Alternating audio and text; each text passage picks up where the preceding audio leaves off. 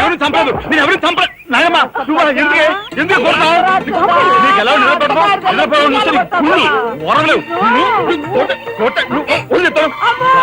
నిద్రపోనకుండా కొట్టుకుంటే పైగా ఉంచేస్తుంటావు పెద్దనే. చూడు పెద్దనే, చూడు ముసలి ఎలా కొడుతున్నావు చూడు. నాయనమ్మా ఆగు ఆగు, ఏమిటే చిన్నారితో నీకేమిటి? నువ్వు నీ పెళ్ళ పెట్ట గారాబం చేయబట్టే ఆడు సోంబేర్లా తయారయ్యాడు. సోంబేరి గింబేట ఆగండి. మిట్ట మధ్యాహ్నం దాకా పడుకోవడం మూలంగా ఇంటికి ఉపయోగం, దేశానికి ఉపయోగం తెలుసా? దేశానికి? అవును మరి. నాలాంటి వాళ్ళకి ఉద్యోగం రాకపోవడం వలన స్ట్రైకులు చేసి బస్సులో తగలబెడతామా? అలాంటివి ఏమీ చేయకుండా యువతలు నిద్రపోవడం మూలంగా దేశానికి ఎంత ప్రశాంతత. ఏమిటినైనా లాభం?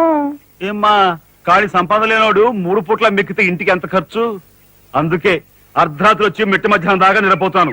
దాని మూలంగా రాత్రి భోజనం, తెల్లారి కాఫీ, టిఫిన్లు నీకు ఆదా కాదా? ఏనా ఇక పెద్దనే అంటావా? వాడు మధ్య తరగతి మనిషి, బోడు బరువు బాధ్యతలు ఉంటాయి, 10 మందికి సమాధానం చెప్పుకోవాలి కాబట్టి పొద్దునే లేవాలి. ఇక సీతమ్మ లాంటి వదులంటావా? ఇంటి చాకరీ బోర్డు అంత ఉంటుంది, ఆవిడ పొద్దునే లేవాలి. ఇక చిన్నయ్య ఇదిగో వీడు ఒక పుస్తకాల పురుగు, ఎప్పుడెప్పుడు ఐఏఎస్ పాస్ అయిపోదామని ఉంటుంది కాబట్టి తను పెందడే లేవాలి. ఇక చిన్నపిల్లలు పొద్దునే ఆడుకోవాలి, చదువుకోవాలి కాబట్టి వాళ్ళు పెందడే లేవాలి. నువ్వు నేను ఎందుకే పెందడే లేవటం?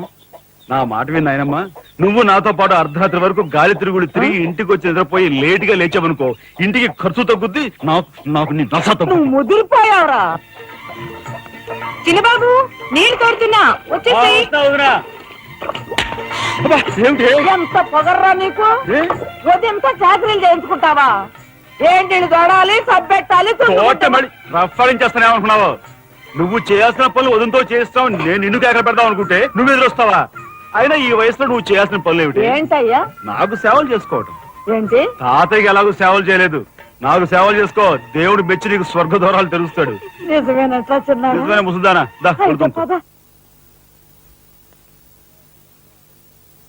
పెద్దాడా, ఇల్లు అమ్మేయటానికి తీర్మానించుకున్నావా?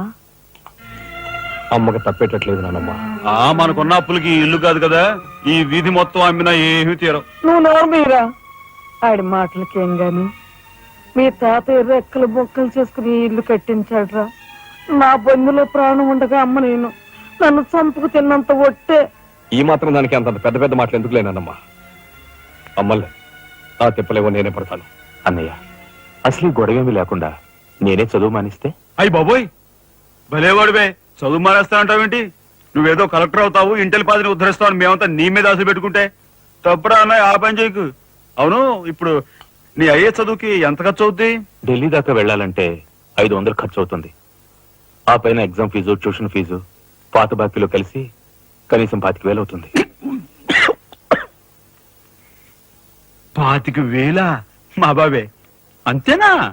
25,000 అంటే ఇదిగో మా పెద్దనే సర్దుకుంటాడులే. సర్దుకోపోతే నువ్వు సర్దుకుంటావా? నువ్వు ఇష్టం మాట్లాడు.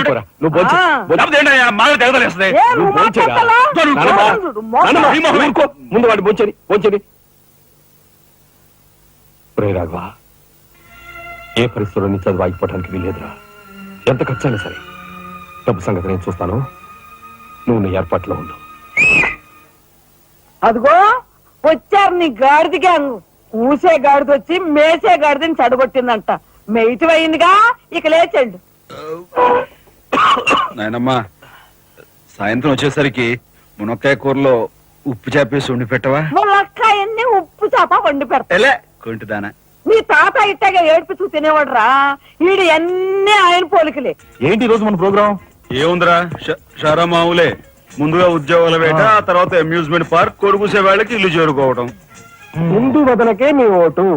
మనాడికి రాజకీయాలంటే ఇంట్రెస్ట్ లేదు కానీ అప్పట్లో మనందరం కలిసి హిందూ వదల జిందాబాద్ అని ఉంటే ఈ పాటికి ఒక్కొక్కడికి 10 ఉద్యోగాలు ఉండేవి. హిందూ వదల జిందాబాద్. బోలో స్వతంత్ర భారత్ కే, బోలో స్వతంత్ర భారత్ కే. నమస్కారం ఎస్పీ గారు. హాయ్ చుక్కి. ఏమండి, ఒక కేసు తెచ్చాను, మర్డర్ చేసి పెట్టాలి. ఏమయ్యా సిద్ధాంతి, నీకేమైనా మతిపోతుందా? మద్దళ్ళ గురించి పోలీసు వారి ముందు జంకు గొంకు లేకుండా మాట్లాడేస్తా. ఆయన దగ్గరే మనకు జంకెత్తుకండి, ఆయన పళ్ళు ఆయనకు ముడుతూనే ఉందిగా. ఎటు వచ్చి ఓ పక్క మర్డర్ చేసి చూపిస్తున్నాను, మరో పక్క మరణ మొత్తాలు పెడుతున్నాను. నా విషయంలోనే కాస్త చిన్నదో చూస్తున్నారు. ఇది ఏమైనా బాగుందో చుక్క? మా సిద్ధాంతి శని గ్రహానికి ఎక్కువ, శుక్రగ్రహానికి తక్కువ. చదువు నవ్వుని పళ్ళుని ఒకేసారి మూసేయి. ముందు ఈ కేసు మాఫీ చేసే పని చూడు. లేదురా ఒకటే ఉంది. ఏ ప్యాడ్ పెట్టుకొచ్చా కుర్చీ.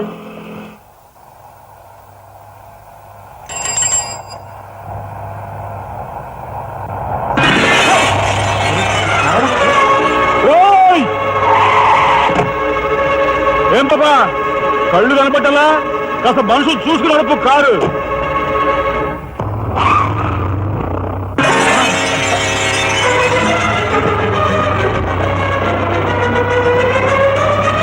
ఎంత పొగర్రా దీనికి.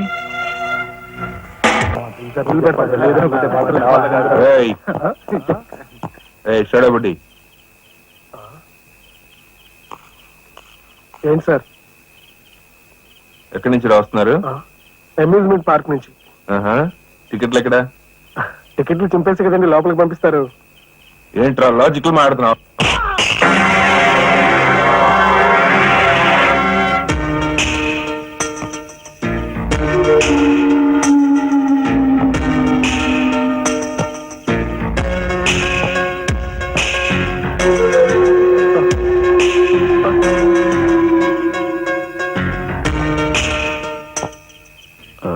ఎందుకు సార్ మా వాడిని కొట్టారు? పక్క వీధిలో కార్మిక నాయకుడు మర్డర్ జరిగింది. ఆ మర్డర్ చేసింది మీరే కదరా? ఏంట్రోయ్ డ్యూటీ దిగిపోతూ మందు కొట్టి ఇంటికి వెళ్తున్నారేమో డౌట్ వచ్చి. ఏంట్రా కూర్చోవ్?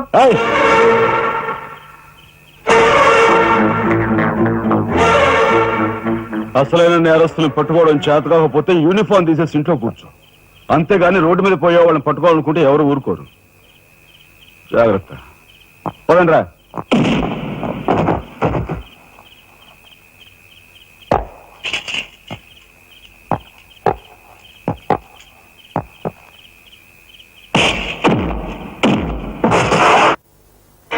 పోలీస్ ఇన్స్పెక్టర్ అయి ఉండి వాళ్ళతో దెబ్బలు తింటాను నీకు సిగ్గులేదు? 24 గంటల్లో ఆ గ్యాంగ్ ని పట్టుకుని పోలీస్ స్టేషన్ లో పెట్టకపోతే? రామయ్య, వాడేదో నీ పోలికలతో పుట్టాడు కదా అని కాస్త గారాబం చేశాను అంతే. నెత్తి నెక్కి కూర్చున్నాడు. ఏ లోకల్లో ఉన్నావో ఏమో.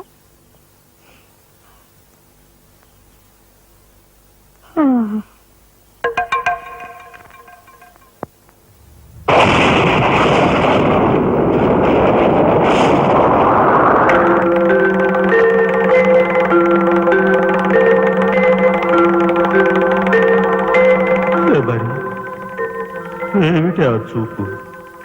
నేను గుర్తుపట్టలేదా? అయ్యా నా దేవుడు, నువ్వా? అయ్యా నన్ను తాకరాదు. ఆత్మ రూపంలో ఉన్న నన్ను తాకితే మాయమైపోతాను. అపచారం అపచారం. అయ్యా, పచ్చికొండగా ఒక్క రోజు కూడా గడ్డం మాయనిచ్చేవాడివి కాదు. మగ మహారాజులాగా మెలమెల మెరిసిపోయేవాడివి. ఇప్పుడు ఏంటయ్యా గడ్డం అట్ట మాసింది? అదక్కడి రూలు.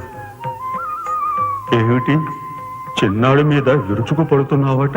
వాడు ఒట్టి అల్లరాడైపోయాడయ్యా. వాడిని ఇంటికి రాని వాడి కాళ్ళని కొడతాను. ఎంత పొరపడుతున్నావు శబరి? చిన్నాడంటే ఎవరనుకున్నావు? ఎవరు? నేనే. ఆ, నీ మీద మమకారం చావుక, ప్రేమ తీరక మళ్ళీ వాడి రూపంలో జన్మించాను. వాడే నేను, నేనే వాడు. నువ్వా? చిన్నాడిది నీ అంశ? ఒట్టు. మరి ఇన్నాళ్ళు నువ్వు నాతో చెప్పలేదేమయ్యా? ఆ ఐడియా నాకు ఇప్పుడే వచ్చింది ప్రియా. చూడు శబరి, ఇక మీదట వాడు ఎంత లేటుగా వచ్చినా, ఎంత పొద్దుకి లేచినా, ఏ పని చేసినా చేయకపోయినా వాణ్ణి కించత్ మాట అన్నావో స్వర్గంలో నేను క్షోభపడిపోతాను. అమ్మో అమ్మో, ఎంత మాట! వాడికి ఏమన్ను? అయ్యా, రాక రాకొచ్చావు 4 మెతుకులు తినేళ్ళవా? నాకంత వ్యవధి లేదు శబరి. అవతల స్వర్గంలో నా కోసం రంభ, ఊర్వశి, మేనక డాన్స్ చేయకుండా ఎదురు చూస్తూ ఉంటారు. శబరి, ఏమిటా అలక? సహజమేనా? చూడు శబరి, నువ్వు నాకు పాదాభివందనం చేసుకుంటే నీకు స్వర్గం ప్రాప్తిస్తుంది. అక్కడ మనం కలిసి డాన్స్ ఆడదాం. నిజమా?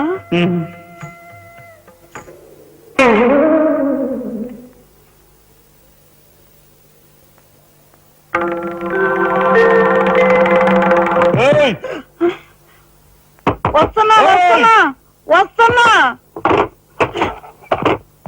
తలుపులు బాత్తుడు వినపట్లా?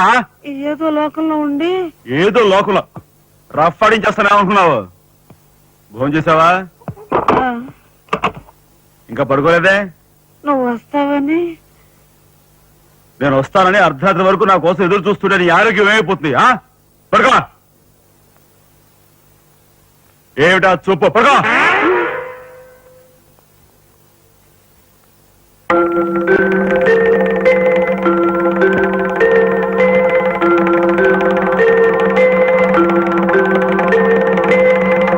ఏమండి, రాఘవ్కు పంపించాల్సిన 25,000 గురించి ఏం ఆలోచించారండి? అదే అర్థం కావటం లేదు లక్ష్మి. ఆ 25,000 సంగతి అలా ఉంచు. కనీసం ట్రైన్ ఛార్జీలకైనా ఇచ్చి 4-5 రోజులు ఎలాగోలా ఆ 25,000 పంపిద్దామని చెబుదామన్నా ఈ 500 అయినా పుట్టేటట్లేవు. ఒక పని చేయండి, నా దుద్దులు తాకట్టు పెట్టి. వద్దు లక్ష్మి, వద్దు. ఈ సంగతి తెలిస్తే రాఘవ అసలు చదివే మానేస్తానంటాడు. నేనే ఇంకో ప్రయత్నం ఏదైనా చేస్తాను. గురు, బ్రహ్మాండమైన ఐడియా. ఈ డొక్కు కెమెరా అమ్మేస్తే కనీసం 200 రావచ్చు. నేను 10th క్లాస్ పాస్ అయినప్పుడు మా నాన్నగారు కొనిచ్చిన వాచ్ ఇది అమ్మితే 100 గ్యారంటీ. ఈ కళ్ళజోడు ఉండ్రే, ఇవన్నీ అమ్మగా వచ్చిన డబ్బుతో కనీసం మా అన్నని ఈ రాష్ట్రంలో దాటించలేం. ఇంకా 5 రాష్ట్రాలు దాడాలతాను. అదేంటి చూడండిరా. 2,000కి 1 రూపాయి తక్కువ అయితే కిట్టదురా అంటే జిడ్డులో పట్టుకుంటారు. అయ్యో, ఏం జెంట్లమెన్ గారు, ఏంటి గొడవ? ఏం లేదు బాబు, మా ఇంట్లో అద్దెకున్న మనిషిని ఖాళీ చేయించి పెట్టవయ్యా అన్న. కాస్త రవిడేజం చేసి దానికి 2,000 అడిగాడు. కొంచెం తగ్గించుకోవయ్యా అన్నాను. చాచి లంపకాయ కొట్టాడు. ఇదిగో మధ్యపేరం 1,000 రూపాయలు ఇస్తావా? నీ ఇల్లు ఖాళీ చేయించి పెడతాం. 1,000 రూపాయలా? అయితే పదండి. ఏంటి పదండి, అవన్నీ మా వల్ల కాదు, మా గురువు వల్లే అవుద్ది. అడ్డుకో. నమస్కారం గురువు గారు. 1,000 రూపాయలకు మంచి బేరం ఒప్పుకున్నాం గురువు. నువ్వు కొంచెం రౌడీజం చేసి ఇల్లు ఖాళీ చేసి పెట్టాలి. రౌడీజం చేసి పెట్టాలా? రఫ్ ఆడిస్తాయేమనుకున్నావా? పాపం ఆయన ఇల్లు ఆయన ఖాళీ చేసి పెట్టడంలో తప్పే ఉంది. న్యాయమే కదా, ఒక్కో గురు ప్లీజ్. అంతేనంటావా? సరే బాబు, ఒక మాట, అది సామాన్యురాలు కాదండి. రాలు అంటున్నాడు. కొంపదీసి ఆడదా? అవునండి. ఆడదాని మీద నా ప్రతాపం చూపించడమా? సిగ్గులేదు. పోతలే. బాబు, మీరు ఒక్కసారి వచ్చి చూడండి. అది ఆడది అనుకుంటే మీరు తలొకతోనూ నన్ను తన్నండి. ఇదెక్కడ ఆడదురా అనుకుంటే మీ హెల్ప్ మీరు చేయండి, మీ డబ్బులు మీరు తీసుకోండి. పద.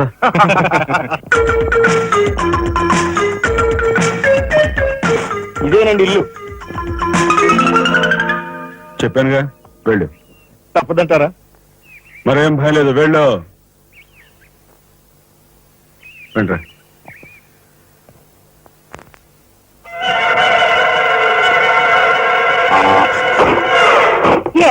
మా ఫ్యామిలీ రోడ్డు మీద ఉందమ్మా. ఈ కన్యాకుమారిలో చాలా గొప్ప తల్లి. అయ్యా, అమ్మా, వద్దు వద్దు అన్నాను. వెళ్ళు వెళ్ళు అన్నారు. తీరా లోపలికి వెళ్ళి చూస్తే అది మాత్రం ఆడదు కాదండి బాబు. దీని సంగతి నేను చూస్తా.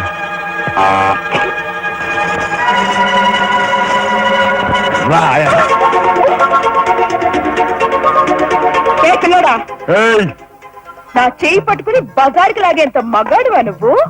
ఎంత ధైర్యం నిన్ను! ఏయ్, ఏయ్! కోట చేయి చూసావు ఎంత రఫ్ ఉందా? నాతో పెట్టుకోకు, రఫ్ ఆడించేస్తా. నువ్వు నాతో పెట్టుకోకు, నీ పని చెప్తాను.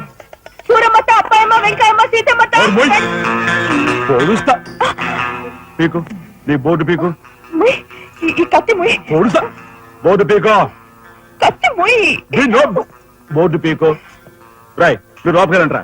దీని తాలూకా ఏది దొరుకుతా తీసి బయటపడండి. హలో మేడం, ఒక్క ఫోటో. Just wait. కొంచెం పొడుస్తా. పోలే పీకో.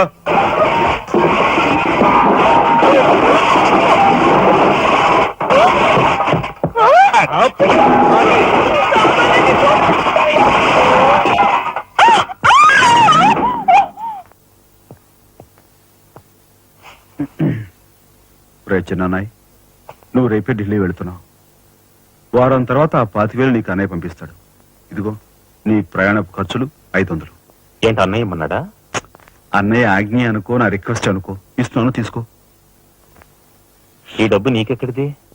యక్ష ప్రశ్న వెయ్యొద్దు. ఇస్తున్నా, తీసుకో.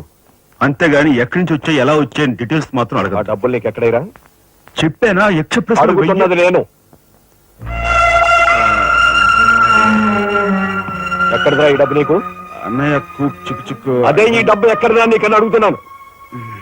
చెప్పరా? అలా దబాయిస్తా ఉంటానే. నేను దొంగతనం చేసినట్టు జోలు కొట్టేసినట్టు. అయితే రౌడీ చేసి సంపాదించావా? నాన్న రోడన్ గాను. అయితే అప్పు చేసావా? అది చేయకి ఇది చేయకి ఇంతలో నీకు ఇంత డబ్బు ఎలా వచ్చిందిరా? ఏమిట్రా పెద్దోడా ఆ దబాయింపు? వాడు ఏం చెప్తే అది నిజం. వాడు ఎవరనుకుంటున్నావు? సాక్షాత్తు అన్నయ్య ఇప్పుడు వివరాలు ఏమీ అడగద్దు. అన్ని తర్వాత వివరంగా చెప్తాను. వివరంగా చెప్తాడు. వదినా తప్పు. వదినా వదినా ఏం బాబు?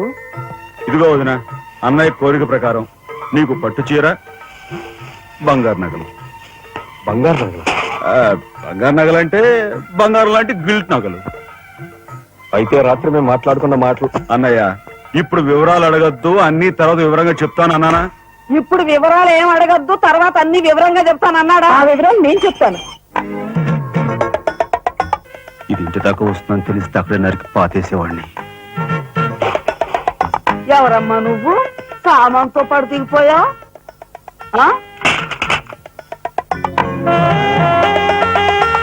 Excuse me. యారా ఏమిటి నువ్వు నాయనమ్మ. చేసేది? వాళ్ళ నలుగురిలోనూ అడిగితే తలా ఒక తన్ను తంతారేమోనని ఇక్కడికి తీసుకొచ్చా. ఆ అమ్మాయి ఎవరు? ఆ అమ్మాయికి నీకు సంబంధం ఏమిటి? నాయనమ్మ నిజంగా నాకు ఎలాంటి సంబంధం లేదు. ఏం సంబంధం లేదా?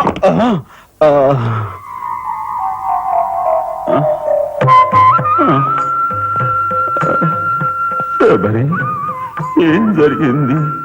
అయ్యో దేవుడు, నువ్వు వచ్చావా? అవును శబరి, నా శబరి ఆవేశం చూసి ఏం జరిగి ఉంటుందా అని వచ్చాను. ఏం జరిగింది? ఇంకా ఆవేశం ఏమిటయ్యా? నీ అంశతో పుట్టిన నీ మనవడు ఏం చేశాడో చూడు.